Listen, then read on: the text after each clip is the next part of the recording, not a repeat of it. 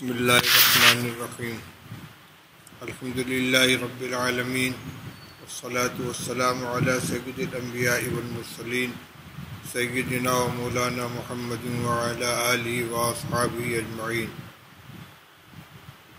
اما بعد فعن ابی ہریرہ رضی اللہ تعالی عنہ عن النبی صلی اللہ علیہ وسلم قال ان اللہ یحب العطاس ویکرہ التثاؤب فإذا عطس أحدكم وحمد الله كان حقا على كل مسلم سمعه أن يقول له يرحمك الله فأما التثاؤب فإنما هو من الشيطان فإذا تثاءب أحدكم فليرده ما استطاع فإن أحدكم إذا تثاوب ضحك منه الشيطان رواه البخاري وفي رواية لمسلم فإن أحدكم اذا قال ها ضحك الشيطان منه وعنه قال قال رسول الله صلى الله عليه وسلم اذا عطس احدكم فليقل الحمد لله وليقل له اخوه او صاحبه يرحمك الله فاذا قال له يرحمك الله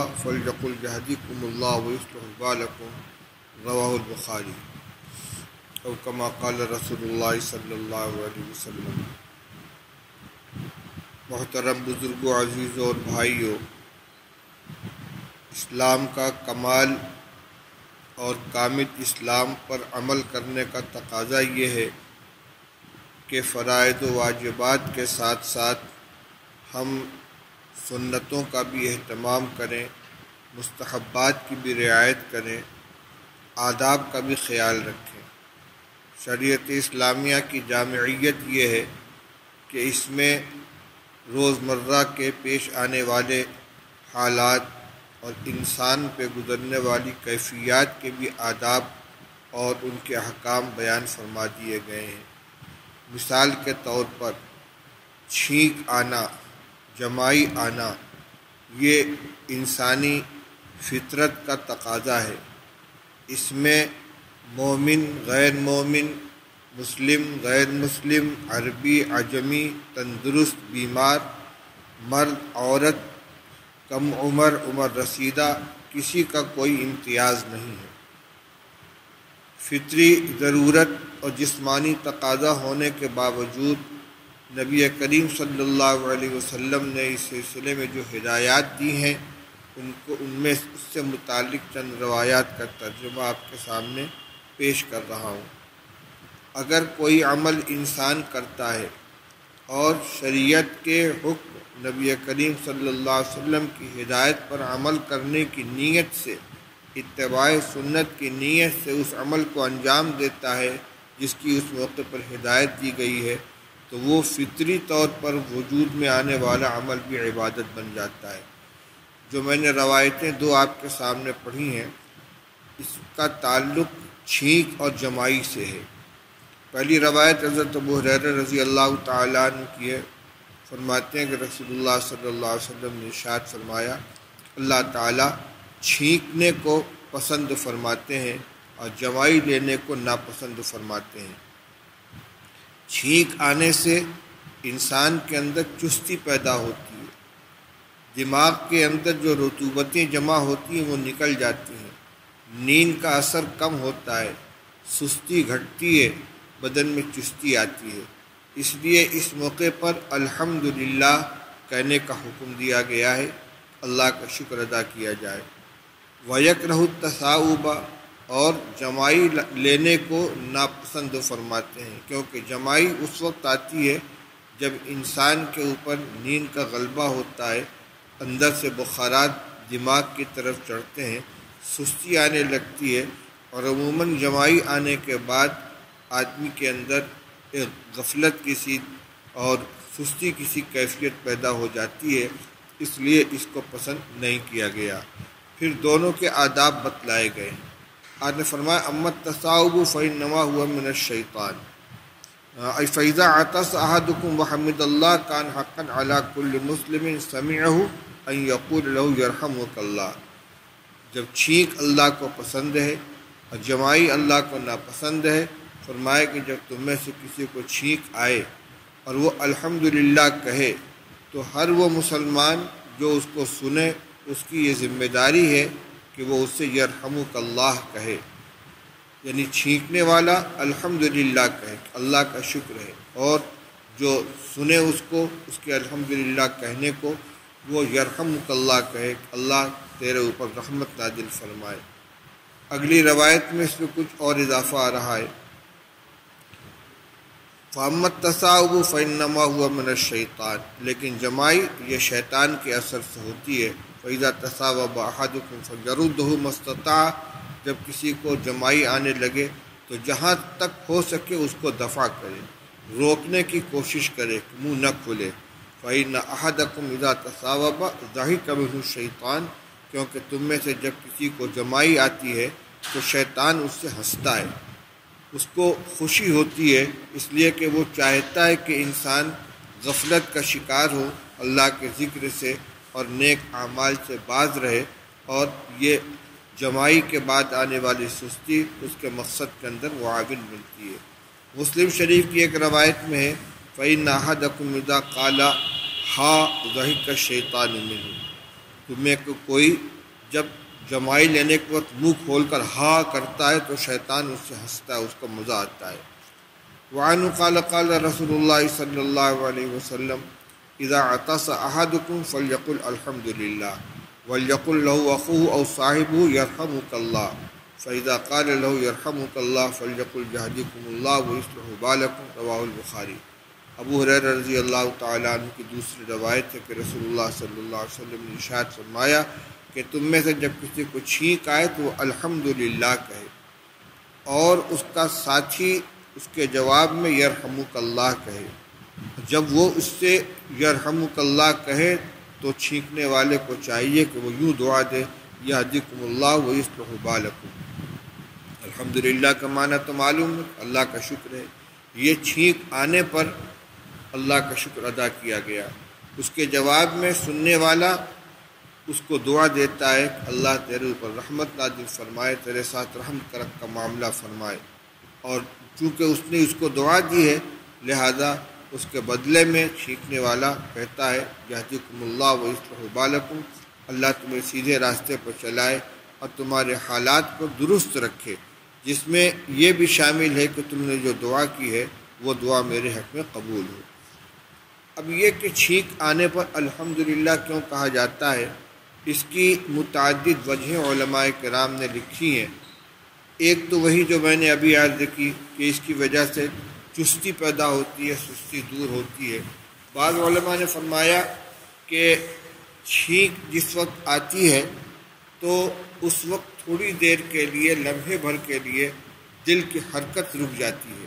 چھینک آنے سے پہلے جب آنکھ بند ہونے لگتی ہے اور ناک کے اندر سرسراہٹ سے محسوس ہوتی ہے اور آدمی چھینک آنے کا انتظار کرتا ہے تو دل کی حرکت بند سی ہو جاتی ہے، اور جب چھینک آ جاتی ہے تو وہ حرکت دوبارہ جاری ہو جاتی ہے، تو گویا زندگی کا سلسلہ ایک طرح سے منقطع سا ہو گیا تھا اور چھینک آنے کے بعد وہ دوبارہ جاری ہو گیا۔ اس پر اللہ کا شکر ادا کیا جاتا ہے۔ بعض علماء یہ فرماتے ہیں کہ دماغ کے اندر دو رگیں ہیں، ایک رگ جذام ہے، ایک رگ زکام ہے۔ ان دونوں کے اندر آپس میں ٹکراؤ ہوتا ہے۔ اگر جذام کی رگ غالب آ گئی تو جذام کی بیماری پیدا ہوتی ہے، اور زکام کی رگ اگر غالب آ گئی تو اس سے چھینک آ جاتی ہے، اور جو اثرات پیدا ہوئے تھے وہ ختم ہو جاتے ہیں۔ تو الحمدللہ اس پر کہا جاتا ہے کہ اللہ تعالیٰ نے رگ جذام کو غلبہ عطا فرمایا، اور میری چھینک کے ذریعے سے جو ایک خطرہ پیدا ہوا تھا وہ ختم ہو گیا۔ تو یہ ہے الحمدللہ کہنے کی مصلحت اور اس کی حکمت۔ یہ جو فرمایا گیا کہ الحمدللہ کہنے کے جواب میں یرحمک اللہ کہا جائے، یرحمک اللہ اسی وقت کہا جائے گا جب چھینکنے والا خود بھی الحمدللہ کہے۔ چنانچہ روایت ہے عن انس رضی اللہ تعالیٰ عنہ قال عطس رجلان عند النبی صلی اللہ علیہ وسلم فشمت احدہما ولم یشمت الآخر فقال الرجل یا رسول اللہ شمت هذا ولم تشمتنی فقال ان هذا حمد اللہ ولم تحمد اللہ، متفق علیہ۔ انس رضی اللہ تعالیٰ عنہ فرماتے ہیں کہ رسول اللہ صلی اللہ علیہ وسلم کی خدمت میں 2 شخص موجود تھے، دونوں کو چھینک آئی۔ آپ نے اس میں سے ایک کے چھینک کا جواب دیا، یعنی یرحمک اللہ کہا، اور دوسرے کی چھینک کا جواب نہیں دیا۔ تو جس کا جواب نہیں دیا کہنے لگے یا رسول اللہ، آپ نے اس کی تو تشمیت کی، یعنی اس سے تو آپ نے یرحمک اللہ کہہ کر رحمت کی دعا دی، میری تشمیت نہیں کی۔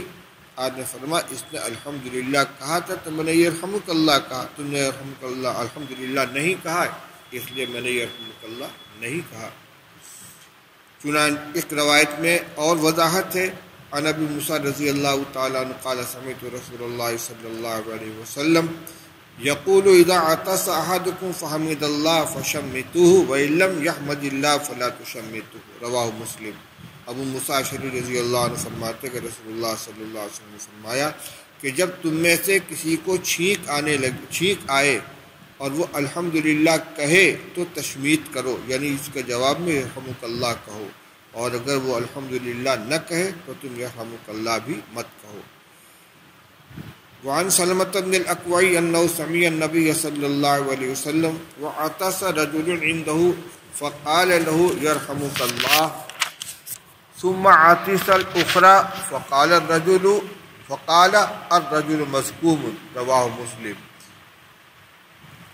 یہ اس روایت میں یہ بیان کیا گیا کہ رسول اللہ صلی اللہ علیہ وسلم کی خدمت میں ایک شخص کو چھینک آئی، اس نے الحمدللہ کہا، آپ نے یرحمک اللہ کہا، اس کو پھر چھینک آئی، آپ نے فرمایا الرجل مسکوم، اس کو تو زکام ہوا ہے۔ اس سے معلوم ہوا کہ 1-2 مرتبہ تو چھینکنے والے کے جواب میں یرحمک اللہ کہا جائے گا، لیکن جس کو مسلسل چھینک آ رہی ہو تو ہر مرتبہ جواب کے اندر یرحمک اللہ کہنے کی ضرورت نہیں۔ اب چھینکنے کے وقت آدمی کو چاہیے کہ اپنا ہاتھ یا اپنا کپڑا منہ کے اوپر رکھ لے اور اپنی آواز کو دبانے کی کوشش کرے۔ عن ابی ہریرہ رضی اللہ تعالیٰ عنہ ان النبی صلی اللہ علیہ وسلم قال اذا عطس كان النبي صلی اللہ علیہ وسلم اذا عطس غطى وجهه بيده او ثوبه وغض بها صوته، رواہ الترمذی و ابو داؤد۔ ابو ہریرہ رضی اللہ عنہ فرماتے کہ نبی کریم صلی اللہ علیہ وسلم کو جب چھینک آتی تھی تو آپ اپنے چہرے کو اپنے ہاتھ سے یا اپنے کپڑے سے چھپا لیتے تھے اور اپنی آواز کو پست رکھتے تھے۔ روایت کے اس کو ترمذی نے، ابو داؤد نے۔ تو ایک تو مسنون دعا ہوئی الحمدللہ کہنے کی، ایک ادب یہ ہے کہ چھینکنے کے وقت آدمی یا تو اپنا ہاتھ منہ کے آگے کر لے، یا کوئی کپڑا ہو، رومال ہو، دستی ہو، اس کو منہ کے آگے کر لے۔ ہو سکتا ہے کہ چھینک کے عالم میں کوئی بلغم منہ سے نکل آئے یا اور رطوبت خارج ہو جائے تو اس سے سامنے والے کے بدن یا کپڑے پر جا پڑے یا وہاں کی جگہ ملوث ہو جائے، اس سے بچنے کے لیے اپنے ہاتھ یا کپڑے کو منہ کے آگے کر لینا چاہیے۔ دوسرے یہ کہ جتنا ہو سکے اپنی آواز کو پست رکھے، اور اسی طریقے سے جمائی کے وقت بھی ادب یہ ہے کہ اپنے ہاتھ کو اپنے منہ پر رکھ لے۔ عن ابی سعید الخدری رضی اللہ تعالیٰ عنہ ان رسول اللہ صلی اللہ علیہ وسلم قال اذا تصاوب احدکم فلیمسک بیدہ علی فمہ فإن الشیطان یدخل، رواہ مسلم۔ ابو سعید خدری رضی اللہ تعالیٰ عنہ فرماتے ہیں کہ رسول اللہ صلی اللہ علیہ وسلم نے فرمایا کہ جب تم میں سے کسی کو جمائی آئے تو اپنے فلیمسک بیدہ علی فمہ، اپنے ہاتھ کو اپنے منہ کے اوپر رکھ لے، کیونکہ شیطان داخل ہوتا ہے۔ شیطان کے داخل ہونے سے مراد کیا ہے؟ یا تو یہ کہ حقیقتاً وہ داخل ہوتا ہے پیٹ کے اندر اور ہم اس کو دیکھتے نہیں، یا یہ مراد ہے کہ وہ وسوسہ اندازی کرتا ہے، دل کے اندر اثر ڈالتا ہے، غفلت کے اندر مبتلا کرتا ہے۔ تو یہ آداب ہوئے چھینک کے موقع پر کیا کرنا چاہیے اور جمائی کے موقع پر کیا کرنا چاہیے، یہ ہے اسلامی تعلیم۔ اس موقع کے جمائی کے وقت کی کوئی مسنون دعا نہیں بتلائی گئی ہے۔ بعض لوگوں کو لا حول ولا قوت الا باللہ پڑھتے ہوئے سنا، لیکن روایات میں اس کا کوئی تذکرہ نہیں۔ ہو سکتا ہے کہ یہ جو روایت میں آیا ہے کہ اس پر شیطان خوش ہوتا ہے اور شیطان ہنستا ہے، تو اس کے اثر کو زائل کرنے کے لیے اس کو پڑھا جاتا ہو، لیکن یہ کوئی مسنون دعا نہیں ہے۔ ہاں، چھینک کے وقت کی دعا ہے۔ یہ تو اسلامی تعلیم ہے۔ آج کل کا فیشن یہ ہے کہ کسی کو چھینک آتی کہتا سوری. یہ سوری یہ کوئی مسنون دعا نہیں ہے.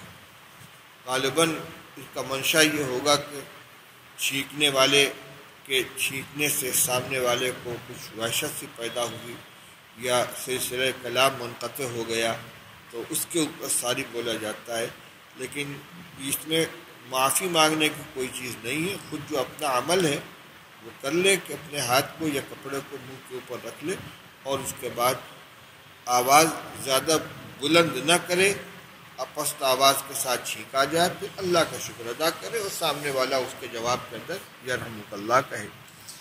وعن ابی ایوب رضی اللہ تعالی عنہ ان رسول اللہ صلی اللہ علیہ وسلم قال اذا عطس احدكم فليقل الحمد للہ علی کل حال ولیقل الذی یرد علی یرحمک اللہ ولیقل هو یہدیکم اللہ ویصلح بالکم. یہ مضمون پہلے آ چکا ہے. جس وقت میں جو دعا منقول ہے وہی دعا پڑھنی چاہیے. اب دو روایتیں آپ کے سامنے پیش کر رہا ہوں، ذرا دلچسپ بھی ہے اور اس سے ایک اصول بھی معلوم ہوتا ہے. پہلی روایت عن ہلال بن یساف قال كنا مع سالم بن عبید فعطس رجل من القوم فقال السلام علیکم فقال له سالم وعلیک وعلی امک فكأن الرجل وجد في نفسه فقال اما انی لم اقل الا ما قال النبی صلی اللہ علیہ وسلم علیک وعلی امک اذا عطس احدکم فلیقل الحمد للہ رب العالمین ولیقل له من یرد علی یرحمک اللہ ولیقل یغفر اللہ لی ولکم. رواہ الترمذی و ابو داؤد. ہلال ابن یساف کہتے ہیں کہ ہم لوگ حضرت سالم ابن عبید رضی اللہ تعالیٰ عنہ کے ساتھ تھے. مجمع میں سے ایک شخص کو چھینک آئی، اس نے کہا السلام علیکم. تو سالم رضی اللہ عنہ نے اس سے جواب میں کہا وعلیک وعلی امک، تم کو بھی سلام ہو، تمہاری امی کو بھی سلام ہو. تو ایسا محسوس ہوا کہ اس شخص کو ناراضگی ہوئی، یعنی اس موقع پر جو علیک وعلی امک کہا، تم کو بھی سلام ہو، تمہاری امی کو بھی سلام. اس کے طرز عمل سے اس چہرے سے ایسا لگا کہ اس کو ناراضگی اور ناگواری محسوس ہوئی اس جواب کے اوپر. تو حضرت سالم ابن عبید رضی اللہ تعالیٰ عنہ نے فرمایا سنو، میں نے وہی کہا ہے جو رسول اللہ صلی اللہ علیہ وسلم نے کہا تھا. انی لم اقل الا ما قال النبی صلی اللہ علیہ وسلم. آپ جبکہ رسول اللہ صلی اللہ علیہ وسلم کی خدمت میں ایک شخص کو چھینک آئی اور اس نے السلام علیکم کہا تو رسول اللہ صلی اللہ علیہ وسلم نے علیک وعلی امک کا فرمایا تو وہی میں نے کہہ دیا. اب اس کا مطلب کیا ہے؟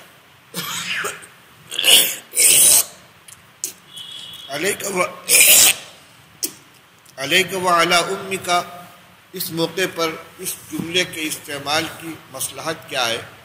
علماء فرماتے ہیں اس کا ترجمہ یہ ہے کہ تم پر بھی سلامتی ہو، تمہاری ماں کے اوپر بھی سلامتی ہو، یعنی تم بھی قابل رحم ہو، تمہاری ماں بھی قابل رحم ہے.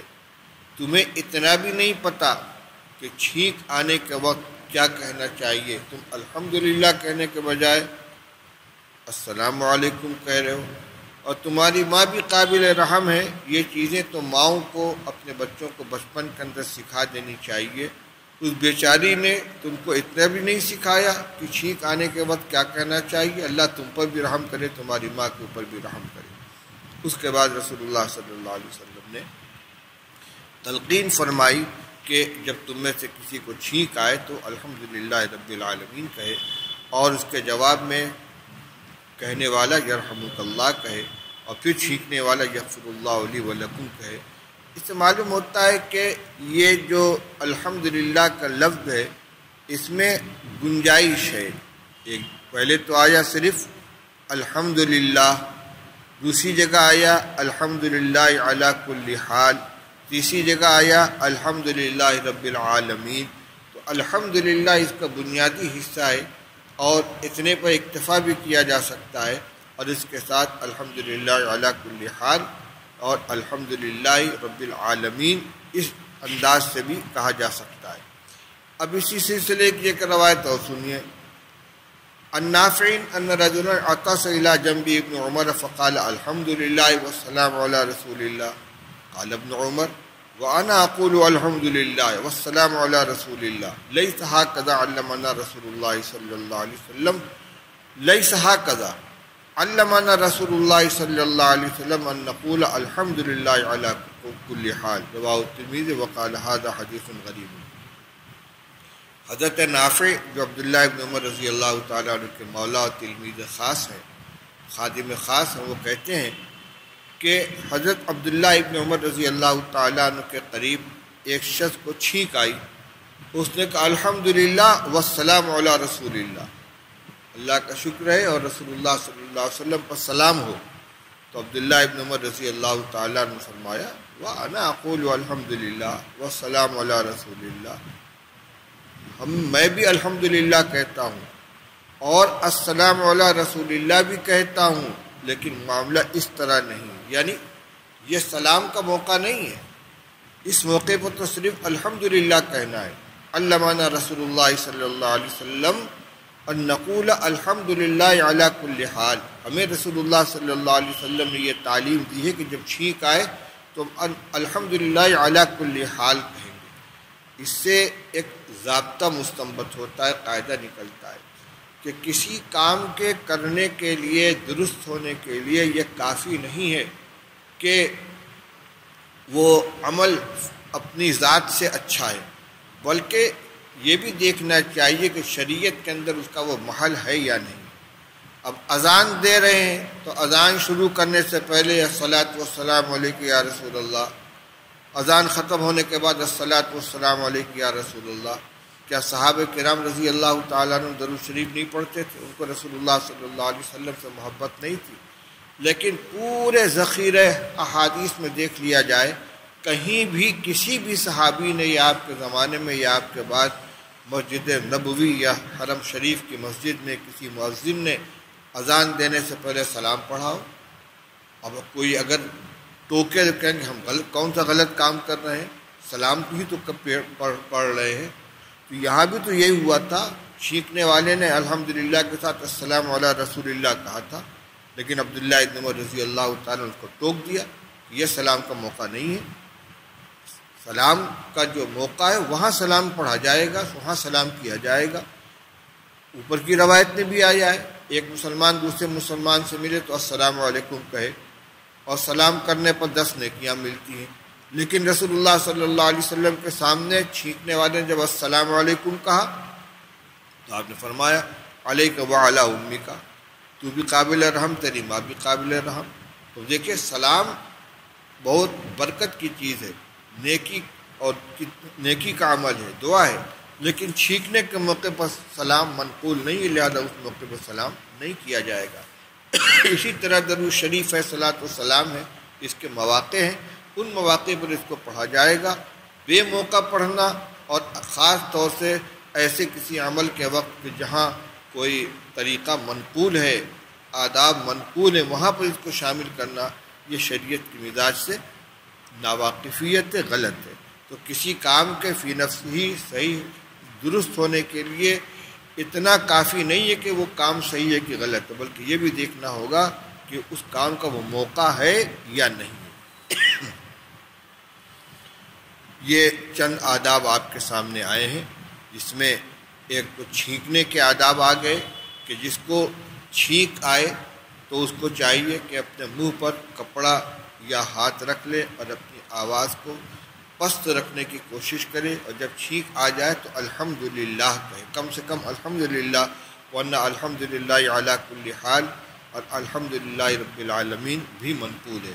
اور سننے والا یرحمک اللہ کہے، اور پھر چھینکنے والا اس کے جواب میں یہدیکم اللہ ویصلح بالکم کہے۔ اور جب چھینک جمائی آئے تو اس وقت حتی امکان جمائی کو روکنے کی، دفع کرنے کی کوشش کرنی چاہیے، لیکن نہ رکے تو اپنے ہاتھ کو یا کپڑے کو منہ کے اوپر رکھ لے۔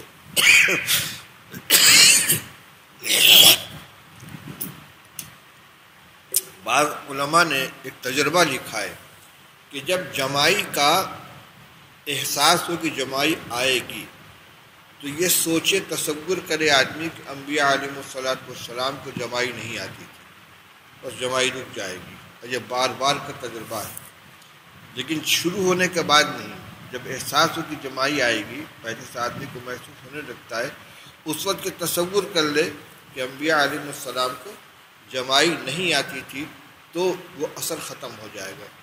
اور اس کی وجہ یہ ہے کہ جمائی، جیسا کہ حدیث میں ابھی گزرا، کہ شیطان کے اثر سے آتی ہے، اور انبیاء علیہ السلام کے اوپر شیطان کا اثر نہیں ہوتا۔ چنانچہ حدیث میں رسول اللہ صلی اللہ علیہ وسلم کے ایک ایک عمل کی تفصیل صحابہ کرام نے بیان فرمائی ہے، لیکن جہاں تک مجھے یاد پڑتا ہے شمائل میں یا سیرت میں کہیں بھی رسول اللہ صلی اللہ علیہ وسلم کے جمائی لینے کا تذکرہ نہیں ہے۔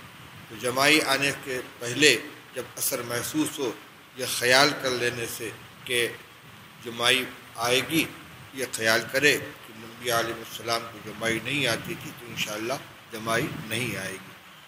اور اس موقع پر کوئی مسنون دعا منقول نہیں ہے۔ والدین کو، گھر کے لوگوں کو اپنے بچوں کی بھی تربیت کرنی چاہیے کہ جب ان کو چھینک آئے تو ان سے یہ نہ کہیں ساری بولو، ان سے کہے الحمدللہ، الحمدللہ کہو۔ جب وہ الحمدللہ کہے تو جواب میں یرحمک اللہ اس کو سنائے، تاکہ وہ جانے کہ اس کے جواب میں یہ کہا جاتا ہے۔ جب ابتدائی درجات میں پڑھتے تھے تو ہمارے استاد تھے مولانا ادریس صاحب، اللہ غنی رحمت فرمائے، تربیت بھی فرماتے تھے، تعلیم بھی دیتے تھے۔ تو ان کے سامنے بیٹھ کر پڑھتے ہوئے اگر کسی کو جمائی آئی اور منہ کھلا تو چھڑی اٹھا کے منہ میں گھسا دیتے تھے۔ تو وہ 2-4 مرتبہ جس کے منہ میں چھڑی چلی گئی، پھر اس کو کبھی بھی جمائی کے وقت میں منہ بند کرنا یا ہاتھ رکھنا نہیں بھولا۔ اور آج بھی جب جمائی آتی ہے تو چھڑی نظر آنے لگتی ہے، یاد آ جاتا ہے۔ بچپن کی تربیت بہت مؤثر ہوتی ہے، اس طرح کے کس موقع پر کیا ادب ہے اور کون سی دعا ہے، یہ بچوں کو سکھانا چاہیے۔ بچپن سے یہ عادت بنی رہے گی تو انشاءاللہ بڑے ہو کر عمل کرنے میں آسانی ہوگی۔ اللہ تعالی ہمیں تمام سنتوں پر عمل کرنے کی توفیق عطا فرمائے۔ وآخر دعوانا ان الحمد للہ رب العالمین۔